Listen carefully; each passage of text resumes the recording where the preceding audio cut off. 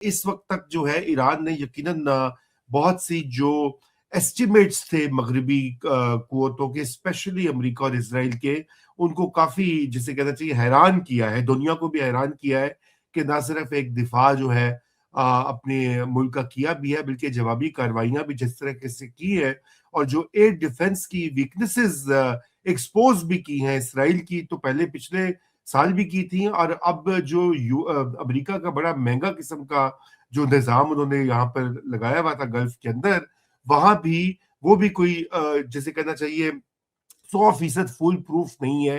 ایران نے یہ ثابت کیا ہے اور متواتر کیے جا رہا ہے۔ تو ذرا تھوڑا سا اس کے اوپر کامنٹ کیجئے، اور پھر آگے ہم چلتے ہیں اس جنگ کی جو شدت اور پھیلاؤ آ رہا ہے، وہ اس کو روکنا کیسے کیوں کر ممکن ہے یا نہیں ہے۔ جی اجاز۔ شکریہ رضا۔ پچھلے سال جو 12 دن کی جنگ ہوئی تھی، جو کہ 13 جون کو یہ صہیونی ریاست نے شروع کی تھی، اس کے 2 دن بعد مسقط میں جو ہے وہ جو مذاکرات ہونے تھے وہ ہو رہے تھے۔ اس دفعہ بھی بالکل یہی ہوا۔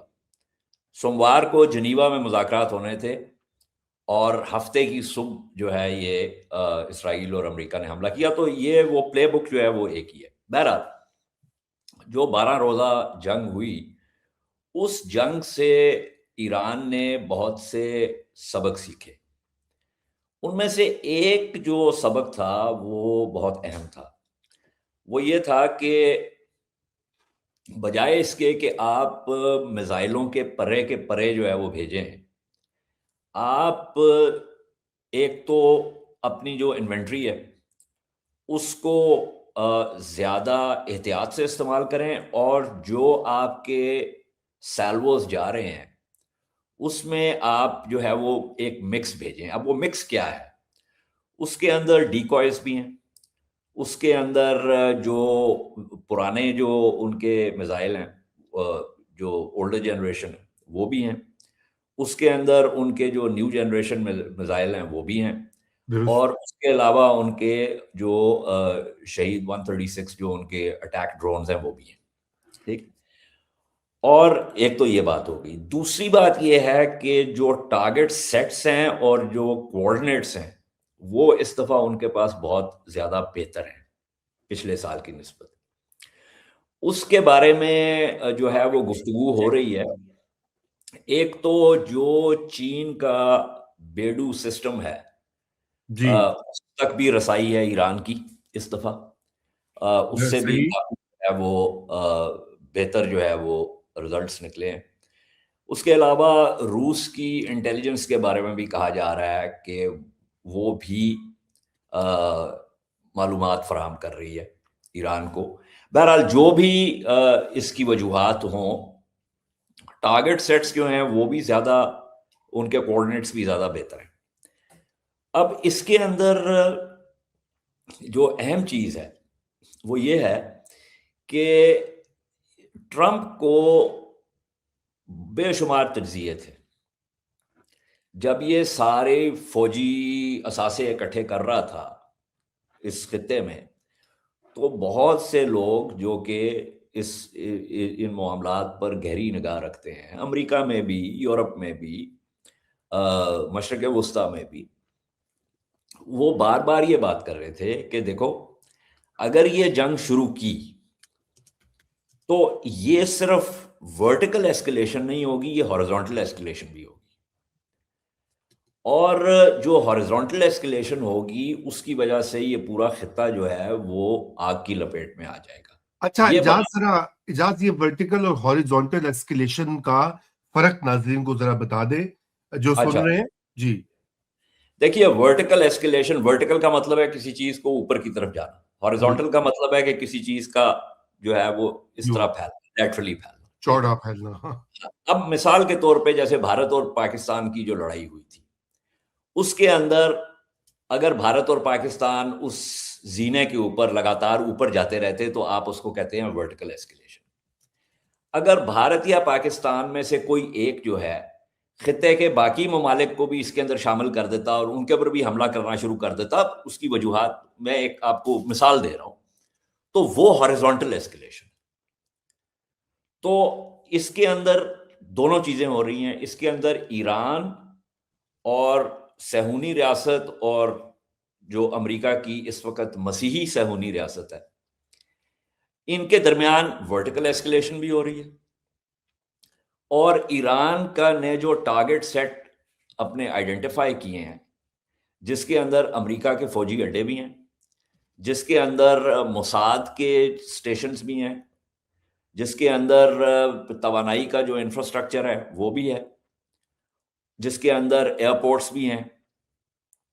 تو یہ ایک ہاریزونٹل ایسکلیشن اس لیے ہے کہ ایک تو امریکی اثاثوں کو ہٹ کیا جائے، اور دوسرا جو گیس اور تیل کی جو رسد ہے اس پہ رکاوٹ پڑے، جس کی وجہ سے اس کی قیمتیں جو ہیں ان میں اضافہ ہو، اور اس کی جو حصول ہے اس کے اندر مشکلات کا اضافہ ہو. اب آپ نے دیکھا نا کہ پاکستان میں جو قیمتیں، جو ایک بات ہو رہی ہے پیٹرول بوم کی جو بات ہو رہی ہے، اور وہ 25 روپے جو ہے وہ پر لیٹر جو ہے وہ قیمت اوپر جا چکی ہے. اس کے علاوہ جو سپلائی ہے اس کے بارے میں بھی کہا جا رہا ہے کہ ریشننگ ہوگی، کیونکہ اب یہ معلوم نہیں ہے کہ کس حد تک. یہ میں پاکستان کی مثال صرف اس لیے دے رہا ہوں کہ اس مصیبت میں صرف پاکستان نہیں پھنسا ہوا، اس کے اندر اور بھی بہت سارے ممالک ہیں. آپ کو معلوم ہے کہ برنٹ میں پرائس جو ہے وہ بیرل کی کروڈ آئل کی وہ اوپر جا رہی ہے، اس وقت غالباً 86 یا 87 ڈالر پہ پہنچ چکی ہے. That's اور right. یہ عین ممکن ہے کہ 100 سے جو ہے وہ کراس کر جائے. ابھی تو وہ آبنائے ہرمز جو ہے وہ پوری طرح بند نہیں ہوئی. اگر وہ بند ہو گئی تو پھر تو یہ معاملات جو ہیں اور جو ہے وہ دگرگوں ہو جائیں گے. تو یہ ایران کی حکمت عملی کا ایک بہت اہم حصہ ہے، اور اس کے بارے میں ٹرمپ صاحب کو شاید نہیں پتا، کیونکہ ٹرمپ نے کہا کہ I am surprised that they are doing this. I mean you the U S president, you are ports, تمہارے پاس 18 انٹیلیجنس ایجنسیز ہیں، اور تمہیں یہ نہیں معلوم کہ ایران کی یہ ٹارگیٹنگ اسٹریٹجی جو ہے یہ آج کی نہیں ہے، یہ بہت پرانی ہے. اور 2019 میں جب یہاں پہ یہ ٹینکر وار شروع ہوئی تو اس زمانے سے جو ہے نا اس کے بارے میں ایرانی جو ہے وہ بات کر رہے تھے. تو اس میں کوئی نئی بات نہیں ہے، لیکن وہ ٹرمپ صاحب نے کوئی اس بات کا اندازہ نہیں ہے، تو اس کا مطلب ہے کہ وہ شاید اپنی بریفنگ جو ہے، انٹیلیجنس بریفنگ جو ہے اس کو غور سے سنتا ہی نہیں ہے. تو یہ جو ہے اس وقت جو صورتحال ہے. اچھا، اب اس کے اندر جو اہم چیز ہے، یہ جو کہا جا رہا ہے کہ جی یہ کیوں حملے ہو رہے ہیں خلیجی ریاستوں پہ. اب میں آپ کو آئیڈ پولڈ اپ دس، یہ فورن پالیسی جو جریدہ ہے جی، اس کے اندر رپورٹ جو آئی ہے، میں اس کا اقتباس آپ کو دے دیتا ہوں. وہ یہ کہہ رہی ہے report: beyond the sheer volume of munitions, the loss of high value assets introduces another layer of complexity. The destruction of two advanced US radars, the AN/FPS 132 in Qatar and the AN/TPS 59 in Bahrain, highlights a problem where the total weight of the mineral bill is less of a concern than the extreme fragility of the supply chain and the extensive timelines for replacement. اب یہ time lines کیا ہیں replacement کی؟ کہ یہ جو AN/FPS 132 ہے، it will ٹیک 5 سے 8 سال لگیں گے ریتھیون کو کہ وہ $1.1 بلین کی قیمت کے اوپر نیا ریڈار جو ہے وہ تیار کرے. اسی طرح لاکہیڈ مارٹن جو ہے اس کو 12 سے 24 مہینے لگیں گے، اور اس کی جو قیمت ہے وہ 50 سے 75 ملین ڈالر ہوگی یہ AN/TPS 59 کو ریپلیس کرنے کے لیے. اب اس میں ایک اور جو سب سے بڑا ایشو ہے وہ یہ ہے کہ جو ڈیفنس انڈسٹریل بیس کا، کہ یہ جو سورسنگ ہوگی اس میں 77.3 کلو گرام گیلیم چاہیے ان دونوں سسٹمز کے لیے، اور یہ وہ مٹیریل ہے جس کا 98% جو ہے بین الاقوامی سپلائی کا کون کنٹرول کرتا ہے؟ آپ گیس کریں رضا.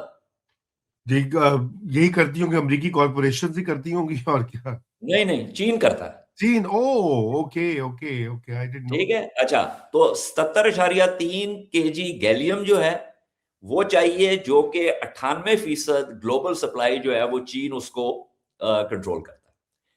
और ये अब 30,610 केजी जो है इसके अंदर तांबा चाहिए, कॉपर। और ये भी वो जो कमोडिटी है जिसकी already there is a surging demand from the technology sector. सो इसकी भी जो अवेलेबिलिटी है वो भी इतनी आसान